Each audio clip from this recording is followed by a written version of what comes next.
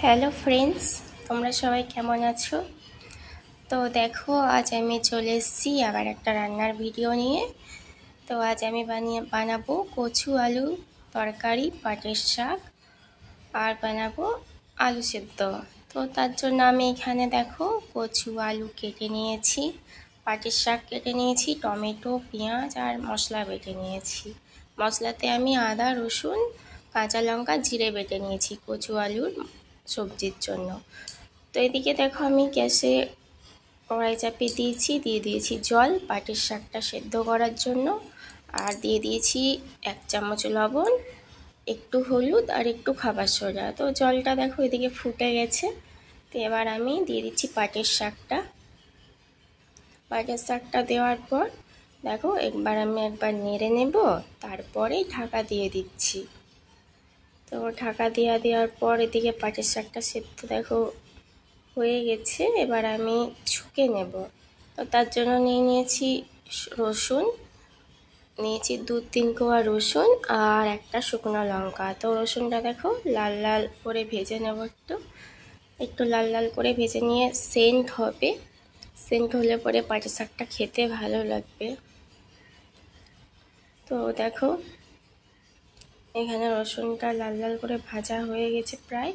তো এবার আমি পাটের শাকটা দিয়ে দেব। তো বন্ধুরা, তোমরা এই পিঙ্কির পান্থশালা চ্যানেলটি লাইক, শেয়ার, কমেন্ট করে দিও সুন্দরভাবে। আর অবশ্যই সাবস্ক্রাইব করতে ভুলো না। আর ফেসবুকে কিচেন পিঙ্কি চ্যানেলটা লাইক, শেয়ার, কমেন্ট করে দিও। আর শেয়ার করে দিলে রান্নার ভিডিওটা আরও সব বন্ধুরা দেখতে পাবে। তো দেখো এদিকে আমি পাটের শাকটা ছুঁকে নিচ্ছি, একবার নেড়ে নিলাম। দেখো পাটের শাক এই সময়ে খুব খেতে ভালো লাগে। সিজন তো চলে গেছে, তাও এখনও পাওয়া যাচ্ছে অনেক জায়গায়। তো তার জন্য পাটের শাক আনা করিয়েছিলাম। তো কাল তো জন্মাষ্টমী ছিল, খাইনি, তাই আজকে বানিয়ে নিচ্ছি পাটের শাক। আর এদিকে দেখো কচু আলু তরকারির জন্যে আমি এখানে কড়াই চাপিয়ে দিয়ে দিয়েছি তেল, দিলাম একটা তেজপাতা। তারপরে ভালো করে কচু আর আলুটা ভেজে নিয়েছি, ভেজে তুলে রেখেছি। এদিকে কড়াইয়ে আমি তেল দিয়ে মশলা টশলা দিয়ে ভালো করে কচু আলু আর টমেটোটাকে কষিয়ে নিয়েছি।